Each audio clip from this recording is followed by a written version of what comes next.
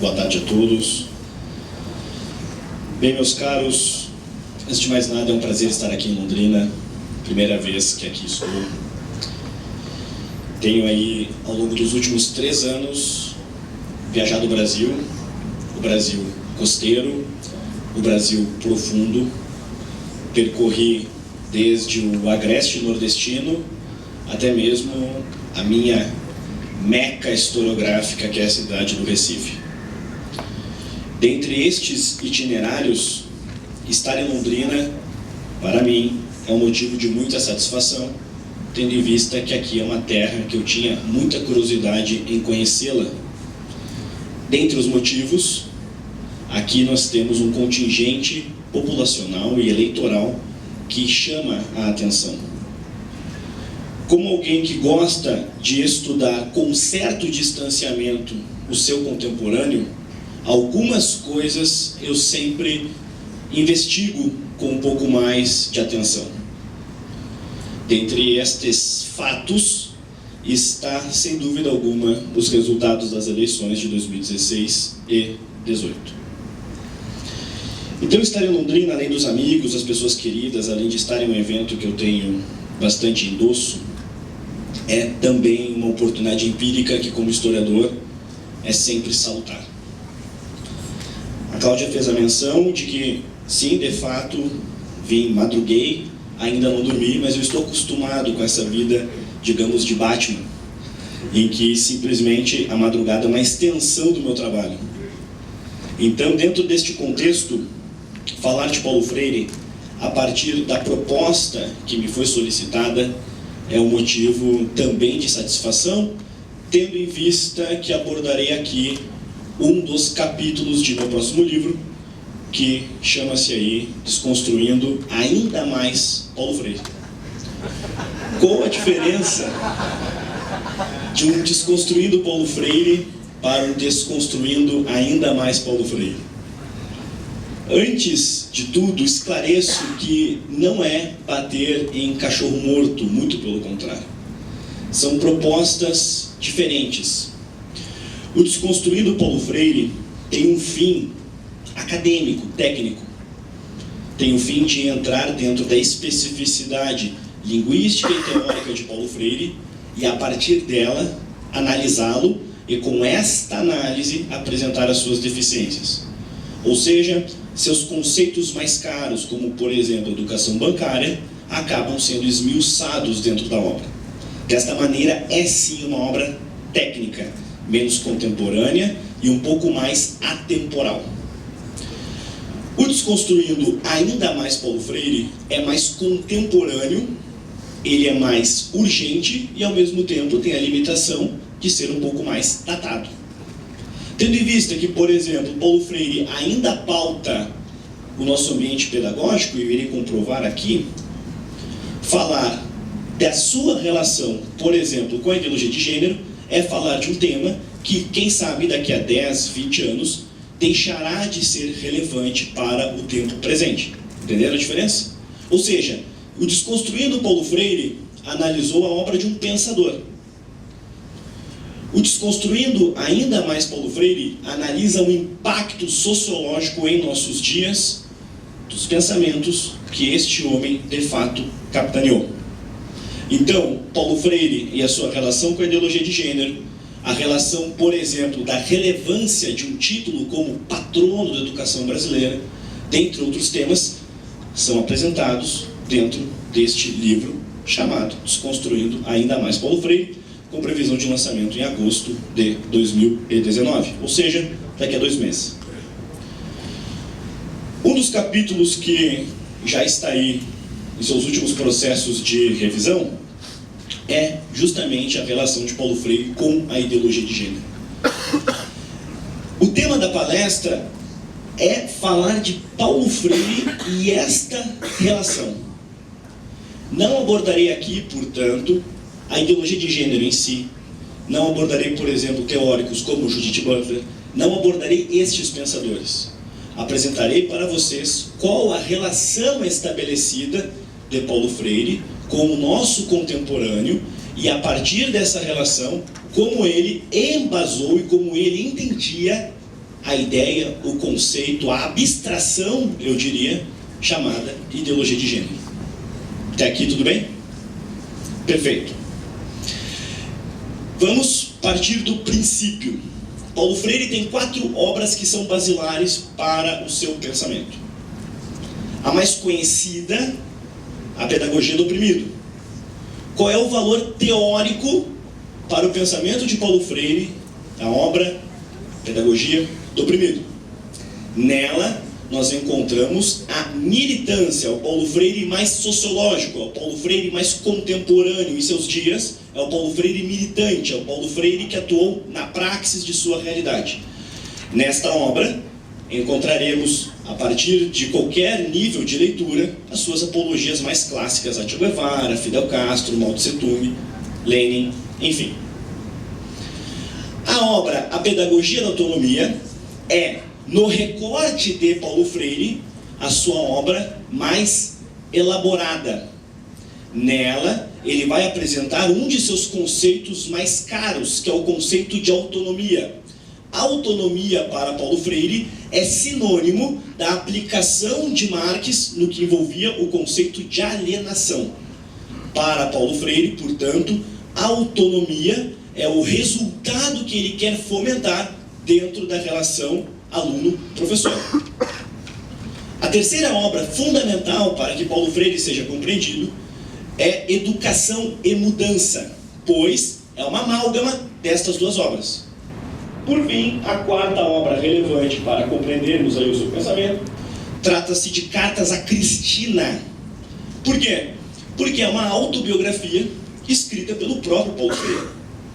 Esta autobiografia, com muito incenso e cheiro de enxofre, foi escrita a partir de uma troca, uma suposta troca de cartas entre ele e sua sobrinha Cristina. Dentre estas cartas, nós vamos encontrar, por exemplo, os corriqueiros problemas de Paulo Freire no que envolvia a linguagem, bem como as suas repetidas apologias a sistemas tirânicos no ambiente político. Friso que Paulo Freire morreu em 1997 e, portanto, ele presenciou em vida os resultados, por exemplo, de uma revolução cultural chinesa. Dito isso, sobre a ideologia de gênero especificamente, Paulo Freire foi traiçoeiro, tendo em vista que ele não escreveu nenhuma obra sobre a ideologia de gênero. Para compreender a relação de Paulo Freire e a ideologia de gênero, faz-se necessário que você mergulhe no trabalho do orientador intelectual Paulo Freire. Ou seja, os trabalhos que ele corrigiu, prefaciou, orientou e aquilo que os seus alunos mais caros produziram. Dentre estes alunos diletos, nós temos, por exemplo, 2 figuras muito contemporâneas, Marta Suplicy e Mário Sérgio Cortella. Vou me ater na primeira. Marta Suplicy organizou um trabalho chamado Sexo se Aprende na Escola. Este trabalho, Sexo se Aprende na Escola, foi liderado por Marta Suplicy e mais alguns intelectuais de esquerda, enfim, panfletários da ideia da orientação sexual dentro dos ambientes de ensino, e tinha definição este grupo de GTPOS, Grupo de Trabalho, Pesquisa e Orientação Sexual. Este trabalho foi incensado pelo intelectual Paulo Freire e foi financiado, foi escorado, sob o ponto de vista público, dentro do secretário de Educação de São Paulo, da Prefeitura de São Paulo, na Prefeitura de Luiz Erundina, que à época era Paulo Freire. Perfeito? Luiz Erundina vence a eleição de São Paulo, só para fazer uma cronologia. Paulo Freire é escolhido para ser o secretário de Educação dessa prefeita. Importante que se diga, isso não é uma suposição, isso é baseado em fonte primária. Inclusive a Ana Araújo Maria Freire, ela colocou a carta, suposta carta escrita pelo Lula. Eu digo suposta porque eu nunca acreditei que o Lula conseguiu escrever aquela carta, mas todavia, segundo ela, o Lula escreveu que Paulo Freire, se o Lula tivesse vencido o Collor em 88, Paulo Freire seria o ministro da Educação do Brasil. Paulo Freire é um dos fundadores do Partido dos Trabalhadores. Paulo Freire, diferentemente da Elis Regina chegou meio bêbada no dia da Assembleia, assinou e não estava entendendo nada. Paulo Freire não. Paulo Freire foi um intelectual orgânico, ele atuou, pensou, enfim. Dentro deste contexto, com a vitória de Luiz Erundina Retomo à Prefeitura de São Paulo, Paulo Freire, então convidado para ser secretário de Educação, ele pegou alunos diletos, dentre estes Marta Suplicy, e organizou o trabalho do Grupo de Trabalho em Pesquisa e Orientação Sexual. Este grupo desenvolveu esta cartilha de dinâmicas. Dentre essas dinâmicas, nós temos a dinâmica chamada massinha, proposta para crianças, em que elas, dentro do espaço de sala de aula, poderão ter a liberdade de desenvolver os seus órgãos sexuais e cada uma conversar em grupos ou no grande círculo sobre os diferentes tamanhos, porque pensaram naquilo, etc. Bem, esta é uma das dinâmicas mais grosseiras, mas é um documento que, por exemplo, fomenta uma discussão a partir de chavões, aqueles instrumentos de um discurso sistemático pró-aborto, por exemplo, pró-ideologia de gênero, já na década de 90. Este trabalho embasa os parâmetros curriculares nacionais no recorte da pluralidade cultural e orientação sexual, que embasam hoje o ambiente de ensino escolar. Ou seja, eu não estou conversando sobre algo que aconteceu em 1991, 92, 90. Eu estou conversando com vocês sobre algo que embasa o nosso contemporâneo escolar. Encontra-se na bibliografia, entre outros trabalhos de Marta Suplicy, eu só escolhi este. Qual o livro? Sexo se aprende na escola. Edição de 1995, que é a edição diferente desta. Bem, qual a relação, portanto, de Paulo Freire com a ideologia de gênero? Para deixar, dentro dos 45 minutos que tenho, bem amarradinha. Ele não escreve diretamente sobre o assunto, ele endossa trabalhos e ajuda na promoção, na difusão desse tipo de empreendimento. Tanto que, no desenvolvimento dessa cartilha, nós temos menções. Exemplo, o Grupo de Trabalho e Pesquisa, página 97, em orientação sexual, foi convidado em 1989 pelo professor Paulo Freire, então secretário municipal de Educação da cidade de São Paulo, para implantar um projeto de orientação sexual para adolescentes nas escolas da rede. Ou seja, São Paulo, enquanto cidade, bem como Porto Alegre, possuem a característica de grandes laboratórios da esquerda no Brasil. Paulo Freire, portanto, tem uma relação indireta com a produção textual sobre ideologia de gênero e uma relação direta com a propagação desse tipo de conceito. Antes de existir o famigerado, o conhecido e aquilo que popularizou para muitos segmentos a própria figura de Jair Bolsonaro, o chamado kit gay, já existia dinâmicas similares, escritas, desenvolvidas desde o princípio da década de 90. Ok? Ou seja, o kit gay não foi um fato contemporâneo. O man, a menina tocando o homem nu, também não foi um fato contemporâneo. Você já tinha uma antessala teórica muito bem estabelecida. Perfeito? Até aqui tudo bem? Vamos prosseguir. Vou dar destaque a um outro ponto do documento. Acho que é interessante. Qual o entendimento de sexualidade para Paulo Freire e seus alunos? A sexualidade é um elemento importante para a análise e compreensão da dinâmica do adolescente. Aí avança e fala sobre mudanças físicas, sobre uma excitação incontrolável e que, vejam só, dentro dessa intensificação da atividade masturbatória, nessa fase ocorre uma consolidação de um tipo de atração sexual vivida pelo indivíduo. Desta maneira, são pertinentes as explorações da atração e das fantasias sexuais com pessoa do mesmo sexo ou do sexo oposto. Da mesma forma que o recém-nascido precisa de cuidados de algum adulto, pois a mãe está exaurida pelo parto, o adolescente precisa de outros cuidados, diferentes dos prestados pela família. Aqui a escola e seus profissionais desempenham um papel fundamental. A escola é um local privilegiado de ajuda em potencial, porque o aluno não está aí apenas por um dever moral ou obrigação social, mas há também um motivo interno, o desejo de saber. Peguei a leitura sobre sexualidade e já entrei na ideia do papel da escola, porque eu quero discuti-lo. Para Paulo Freire, a escola exerce um papel de, em pouquíssimas palavras, de desalienar o homem. O que seria alienação? Alienação seria o homem alienado, portanto, que não entende que hospeda comportamentos sociologicamente perversos, ou seja, que hospeda o burguês. Naquela definição de Albert Camus, aquele homem que carrega consigo a peste. Perfeito? O que seria o comportamento burguês?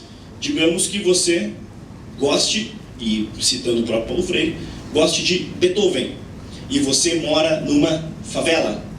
Você tem um comportamento, portanto, explícito de que você é alienado, você está afastado da sua condição verdadeira. Você gosta de Beethoven não porque você aprecia Beethoven, mas porque você tem sede de ser burguês. Perfeito? Estou citando apenas o que Paulo Freire de fato disse, e claro, com palavras minhas, mas isto está no Desconstruindo Paulo Freire. Portanto, para Paulo Freire, a relação pais e filhos era uma relação que a escola tem a obrigação de restaurá-la, ressignificá-la. Exemplo, se para Paulo Freire determinado aluno tem, digamos, um comportamento homofóbico, o que seria um comportamento homofóbico? Vamos trabalhar aqui com uma ideia imaginária. Você tem seu filho tem 9 anos. Aí um coleguinha, o menino, beija a boca dele. E aí a criança diz, sai pra lá, seu viado. Seria um comportamento homofóbico. Desta maneira, esta criança precisaria ser reeducada para compreender que aquilo foi uma manifestação sexual do coleguinha. Ou seja, uma manifestação espontânea. Mas vamos mais, não se limitaria apenas à questão de ordem sexual, comportamentos como, por exemplo, de apreciação cultural, comportamentos como, por exemplo, na visão sobre pai e mãe, na visão sobre autoridade, enfim, temas muito mais amplos do que a relação sexual. Nas palavras de Paulo Freire, portanto, na obra Pedagogia do Oprimido, página 208, as relações pais e filhos nos lares refletem, de modo geral, as condições objetivo-culturais da totalidade de que participam. E, prestem bem atenção, se estas condições autoritárias, rígidas, dominadoras, penetram os lares que incrementam o clima da opressão, aí eu vou complementar aqui com a Educação e Mudança, a obra Educação e Mudança, especificamente na página 52, uma citação que complementa este trecho. O que seria, então, o clima da opressão? Características da consciência ingênua, que foi aquilo que eu falei, o aluno alienado na visão de Freire. Há também uma tendência a considerar que o passado foi melhor. Por exemplo, os pais que se queixam da conduta de seus filhos, comparando-a ao que faziam quando jovens. Ainda, na Pedagogia da Autonomia para não deixar passar, página 103. Não podem, ou seja, o que o pai e a mãe podem fazer? Não podem, nem devem omitir-se, mas precisam saber e assumir que o futuro é de seus filhos e não seu. É preferível, para mim, reforçar o direito que tem a liberdade de decidir, mesmo correndo o risco de não acertar, a seguir a decisão dos pais. É decidido que se aprende a decidir, a posição da mãe ou do pai é de assessor ou assessora do filho ou da filha. Jamais deve tentar impor sua vontade ou se abespinhar porque seu ponto de vista não foi aceito. Agora vamos entender o processo. Você colocou seu filho dentro de uma escola pública, ok? A escola pública, ela, teoricamente, deve propagar os PCNs. Você sabe o que significa um PCN? Quem não sabe, que eu já faço um adendo aqui. Sejam sinceros, todo mundo sabe, então, posso tratar como tema falado. Ok, então vamos seguir. Não sabem? Perfeito. Então vou falar. O que é um PCN? PCN serve como se fosse um aditivo pedagógico para o professor. Exemplo, Eu sou graduado em História. Em certo momento da vida, poderei dar aula sobre, digamos, a Revolução Francesa. Eu não posso, segundo os PCNs, ater-me especificamente nos temas, por exemplo, Robespierre e guilhotina. Eu preciso pegar a ideia histórica e trazê-la para uma discussão, digamos, ética, contemporânea, enfim, em cima de valores, os valores estes apresentados pelos PCNs. Meus caros, eu vou comprovar isso para vocês. Primeiro, os PCNs fomentam, inclusive, a cultura do aborto no Brasil. Ou seja, o Estado brasileiro tutela o aborto. Ponto. Ademais, os conceitos como gênero, entre outros, também são apresentados aqui. Então vejam só. PCN é sigla de quê mesmo? Parâmetro Curricular Nacional. Vejam, o que acontece? Você, vou retomar um exemplo. Você colocou o seu filho dentro de uma escola pública. O professor recebe PCN, ok? Este PCN nem sempre vem aqui, no livrinho, bonitinho. Às vezes ele vem disseminado, por exemplo, por uma cobrança da orientadora pedagógica, que acha necessário que ele seja seguido e pergunta para os professores se eles de fato estão obedecendo. Bem, dentro dos PCNs, nós temos dinâmicas, propostas. Estas propostas são apresentadas em sala de aula. Desta maneira, em sala de aula, o aluno recebe alguns valores, que, segundo Paulo Freire, os pais não podem impor a sua vontade. Ou seja, você tem uma relação em que a escola ela serve justamente para transformar um aluno em alguém com uma consciência diferente da do lar que ele, de fato, nasceu. Percebam, é uma exposição técnica porque eu preciso me ater especificamente no que um homem quis, de fato, fomentar. Mas não é difícil de vocês compreenderem que, quando você tem um aparelho de Estado chamado Ministério da Educação, que surgiu na história brasileira em um contexto de ditadura, logo você tem na sua nascente uma relação promíscua entre Estado e aparelho de ensino. Perfeito? Ou seja, pode aparecer qualquer pessoa para governar o país, Bolsonaro, Lula, Dilma, etc. Enquanto existir o Ministério da Educação, poderemos, daqui a 4 anos, daqui a 15, daqui a 1 mês, não importa, poderemos ficar reféns de quê? De uma cartilha arbitrária que simplesmente chega em todas as escolas do país. Os PCNs servem para as escolas públicas e para as escolas particulares. Para Getúlio Vargas, havia necessidade de criar um tipo de brasileiro ideal. Por mais meritório que tenha sido alguns momentos do Ministério Capanema, Gustavo Capanema foi o ministro da Educação mais longevo de nossa história, até o dia de hoje. Por mais que em alguns momentos nós tenhamos mérito, todavia, o Ministério da Educação, desde Francisco Campos, o primeiro-ministro, foi pensado para criar um modelo de brasileiro. Depois, anos se passaram e nós vamos ter exatamente esta ressignificação. Quando Paulo Freire, por exemplo, ajudou a pensar o Ministério da Educação do governo Fernando Henrique Cardoso, você já tinha um aparelho colocado ali.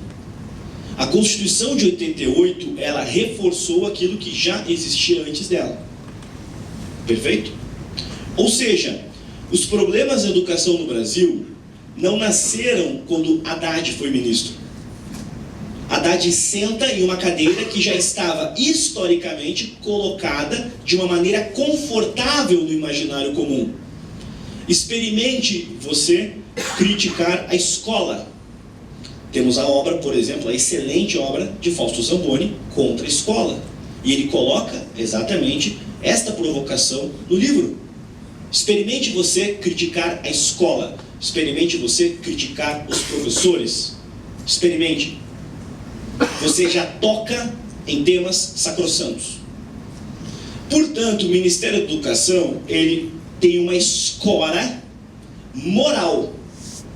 que está no imaginário comum, pois, ao criticar o Ministério da Educação e a sua existência histórica, que é uma existência em si totalitária, você tem um problema, pois as pessoas automaticamente entendem que você está defendendo a exclusão de todos os alunos de vulnerabilidade, você está dizendo que é contra a escola pública, enfim, coisas que você não disse.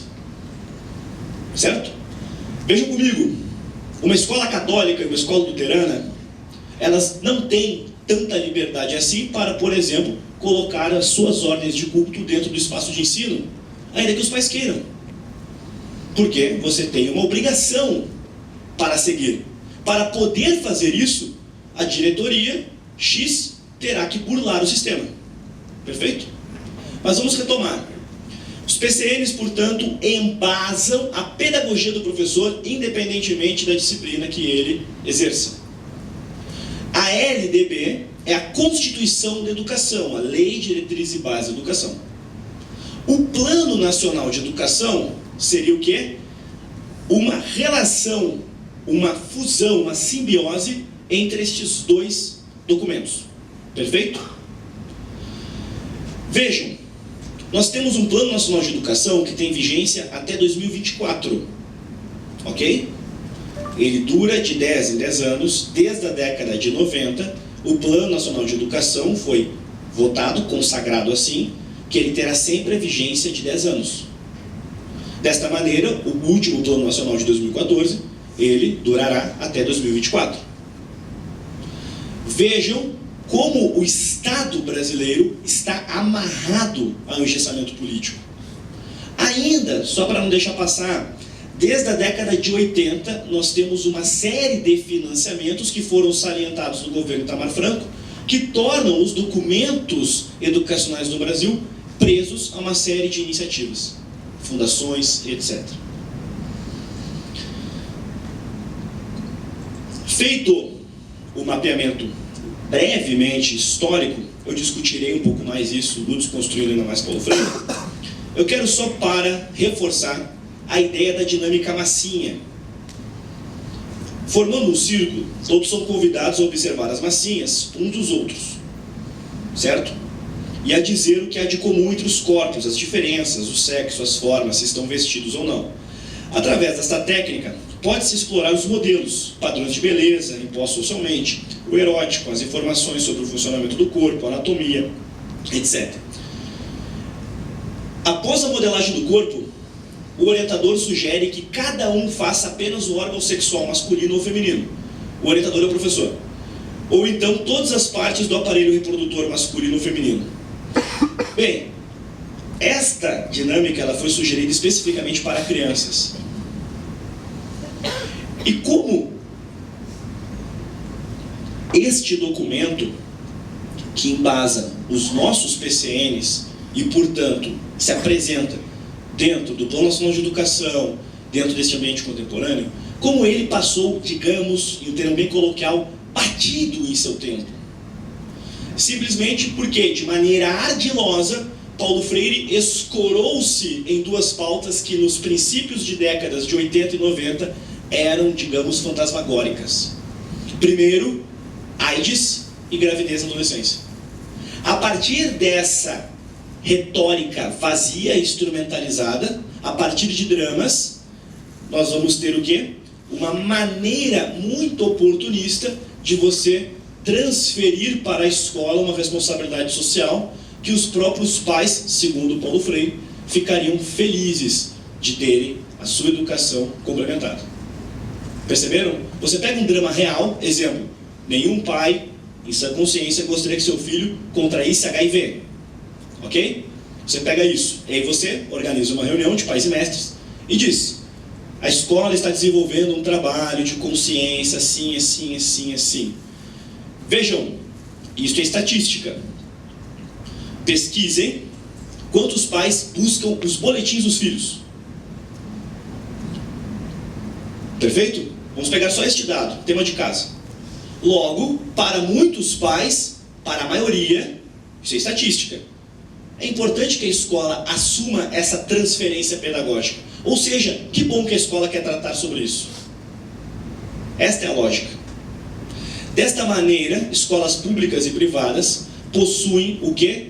Documentos que têm uma ideia retórica, conscientizar para dramas de seu tempo, mas que, no fundo, propagam a diferença de organismo e corpo, ou seja, a base teórica da ideologia de gênero, ademais, aborto, etc.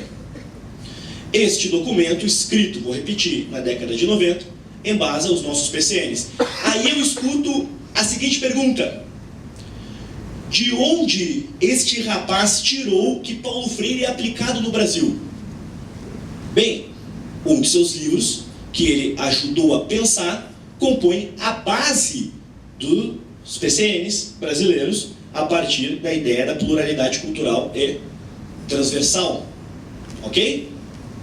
Mas não só isso, dinâmicas sugeridas por Paulo Freire, especificamente por ele, estão aqui nos PCNs. Como, por exemplo, a boneca Gertrudes. Tema de casa, boneca Gertrudes. Vejam o que é esta dinâmica. O ainda patrono da educação brasileira ajudou a pensar indiretamente, a inspirar, portanto, temas como este aqui. PCN, página 137. Questões como o que é aborto, por exemplo, são comuns e deverão ser respondidas e tratadas de forma direta.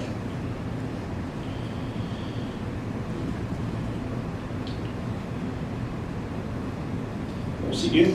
A definição dos 3 blocos de conteúdo da presente proposta de orientação sexual responde à necessidade de eleger tópicos. Aí vou avançar. Para a compreensão da abordagem proposta no trabalho de orientação sexual, deve-se ter em mente a distinção entre os conceitos de organismo e corpo. Ou seja, os PCNs brasileiros pautam, legitimam a ideia de gênero. Portanto, exemplo, segundo as ferramentas que as escolas de fato devem obedecer, a Tiffany é mulher. Sabe a atleta? Perfeito? Pablo Vittar é a Pablo. Perfeito? Vejam só, qual é a utilidade de uma escola que legitima tudo que está fora dela? O mesmo cabe à faculdade, às universidades. Qual o valor de uma escola que tudo que está fora dela necessariamente precisa ter valor dentro dela? Mas vamos mais. Como disse, os PCNs embasam o quê? As ideias e concepções veiculadas pelas diferentes áreas. Ou seja, ele embasa a pedagogia que professores de língua portuguesa, matemática, até matemática não escapa, ciências naturais, história, geografia, arte, educação física, etc. Estas disciplinas, portanto, elas devem contribuir para a construção dessa visão do corpo por meio da explicitação das dimensões da sexualidade nos seus conteúdos. 2 mais 2 igual a pênis. É só o que me falta. É uma situação, incluindo a matemática na ideologia de gênero. Professor Gurgel, o que o senhor me diz disso? A matemática é uma coisa impressionante, entendeu? Poderiam pegar assim, olha, mulher mais mulher igual 0 gravidez. Homem mais homem igual 0 gravidez. Este exemplo cabe. Pois bem. Ai, ai. Pablo Vittar mais Tammy Gretchen pode dar filho. Vamos lá. Vamos seguir. Pode dar jogo, né?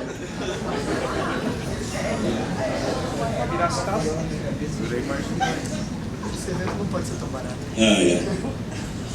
O Brasil, brincadeira.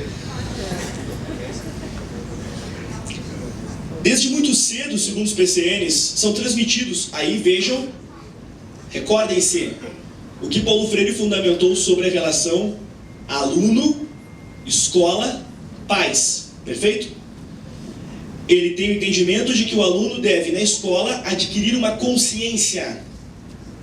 Esta consciência, os PCNs endossam, pois, segundo o documento, desde muito cedo, são transmitidos padrões de comportamento diferenciados para homens e mulheres. O conceito de gênero diz respeito ao conjunto das representações sociais e culturais construídas a partir da diferença biológica dos sexos. O uso desse conceito permite abandonar a explicação da natureza, presta atenção, como a responsável pela grande diferença existente entre os comportamentos e lugares ocupados por homens e mulheres na sociedade.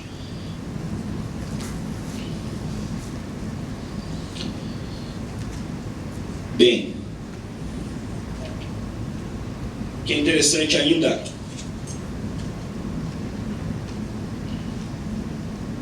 vou retomar o uso do documento sobre gênero de Paulo Freire.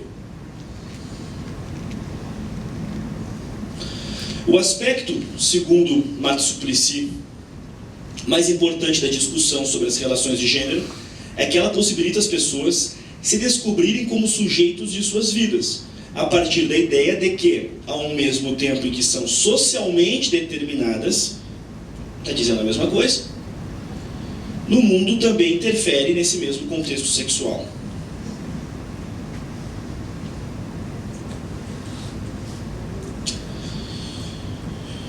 Que opção restará além do aborto? O aborto é radicalmente diferente segundo a classe social de quem o faz. Esses fatores ressaltam a dificuldade de estender verdade sobre o aborto para todas as pessoas. Todas as verdades referentes ao aborto, segundo o documento, são aqueles chavões costumeiros que, na verdade, não espalham verdades, mas fundamentam, legitimam o assassinato em si. Ok? Exemplo: apresentam dados inflados, já refutados, sobre números de abortos no Brasil. Ainda, há dinâmicas propostas, por exemplo, para a primeira vez. Há dinâmicas propostas sobre masturbação em sala de aula. Há dinâmicas propostas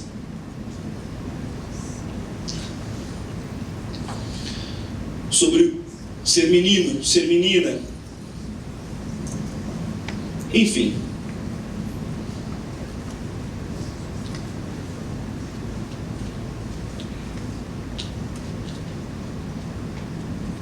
Mais uma citação. E aí, vamos aqui. A sexualidade, assim como a inteligência, será construída a partir das possibilidades individuais e de sua interação com o meio e a cultura. O Estado brasileiro, portanto, prega que o sexo é construído. Perfeito? A construção do que é pertencer a um ou outro sexo se dá pelo tratamento diferenciado para meninos e meninas, repito aquela mesma parte, para que vocês fixem, inclusive nas expressões diretamente ligadas à sexualidade pelos padrões socialmente estabelecidos. Da mesma forma, a história, geografia, ciências naturais, orientação sexual e saúde possibilitam discutir dados referentes à mortalidade infantil, abortos e esterilizações como consequências daí advindas. Enfim, há muito a se dizer sobre isso. Amalgamando o que foi dito aqui.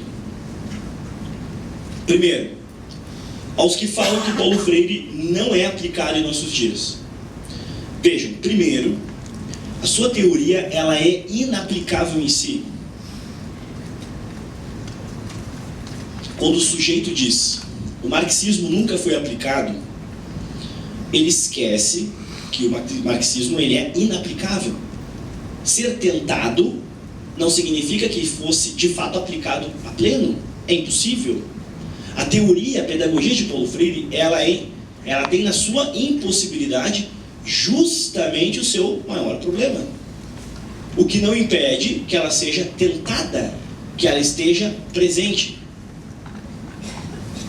Ademais, para o seu pensamento, a relação pais e filhos era uma relação que a escola tutela, a escola fiscaliza. Tendo em vista que o Ministério da Educação é um aparelho do Estado e que fomenta dentro das escolas uma visão de mundo, logo o seu filho fica refém do tipo de Estado que temos, e este tipo de Estado irá dizer o que seu filho irá aprender na escola. O que diferencia a relação entre teoria e prática nos testemunhos das pessoas Brasil afora é a qualidade dos professores. Perfeito? Exemplo: se você tem um professor que segue essa cartilha, naquela expressão bem popular, o professor Caxias, lamento, o filho está lascado. Se você tem aquele professor que, digamos, coloca os atestados, ou seja, um péssimo profissional, seu filho até ganhou uma vacina. Perfeito? Deu para entender?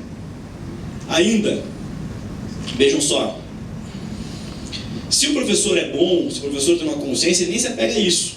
Conheço vários professores que só querem dar a sua aula e acham os PCNs, e eu estou dizendo professores conservadores, católicos, não, professores. Não, acho isso aqui uma baboseira, só quero dar minha aula sobre a Revolução Francesa e o Estado que não vem enchendo no saco. Tem profissionais que pensam assim. Todavia, experimentem, não sei se tem pessoas aqui dos cursos de pedagogia ou de outras áreas humanas, mas experimentem participar de cadeiras universitárias de pedagogia. Os PCNs servem como base metodológica. Paulo Freire está ali, citado, replicado, anexado, enfim. Então, concluindo, eu vou tenho tempo para fazer umas duas perguntas. Como é que eu estou de tempo? Tá. Concluindo. Relação Estado e ensino, desde o período Vargas, é uma relação que nasceu em um ambiente de ditadura. Tanto que, antes de existir a ideia do Ministério da Educação, nós tínhamos 6 linhas debatendo se de fato era necessário. E nós vamos ter, por exemplo, a linha católica que defendia o quê? A liberdade de ensino. Ok? O cardeal Leme, por exemplo, defendia a liberdade. Percebeu que tinha um problema ali. Alceu Moroso Lima, que naquele momento tinha posições, digamos, mais conservadoras, ele também vai defender o quê? Liberdade de ensino. Liberdade de cátedra, liberdade do espaço escolar. Ainda, meus caros, quando você tem um teórico que enxerga na relação pais e filhos o maniqueísmo de classes, mas não pela classe econômica, mas pela classe intelectual, pela classe afetiva, nós temos aqui uma relação problemática em que o professor, ele atua na praxis, e a sua praxis é a vida daquele aluno. Ponto. Ainda, Paulo Freire não escreveu nada diretamente sobre gênero. Nada.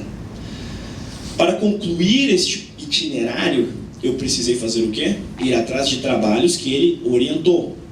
Ok? E esta chancela se faz presente na popularização de textos como, por exemplo, o Sexo se aprende na escola, que é popular tendo em vista que está presente nos PCNs. Os PCNs servem como instrumental pedagógico para os professores das redes particulares, redes públicas, etc., nas suas mais variadas ramificações, municipal, estadual, etc. Então, Paulo Freire é aplicado? Sim. Todavia, o seu pensamento ele é irrealizável. Os PCNs embasam. Os PCNs estão escorados em trabalhos como o Sexo se aprende na escola. Os PCNs possuem pontos em que o Estado legitima uma conscientização abortista sobre a vida humana. O Estado brasileiro, que tem, repito, um Plano Nacional de Educação, que eu nem discuti aqui, que tem vigência até 2024, tem ainda a existência dos PCNs. Ou seja, o Plano Nacional de Educação está embasado nesse tipo de visão. Por fim, os PCNs são divididos. O que li é apenas da pluralidade cultural e da orientação sexual a partir dos temas transversais. Os temas transversais, como disse, é a história servindo como uma linha de conscientização ao estilo que Paulo Freire propôs. Como disse, agora em conclusão, não quis, o tempo de fato não permitia, discutir um pouco sobre a ideia do gênero, como ela de fato adentrou-se no Brasil. Quem de fato popularizou isso? Quem apresentou o conceito de gênero é Paulo Freire. Eu quis discutir a partir de seus trabalhos e de como estes trabalhos impactam os nossos dias. Perfeito? Uma pergunta? Consigo? Então, agradeço, fico à disposição para uma pergunta, responderei ela brevemente para não atrasar qualquer coisa. Obrigado.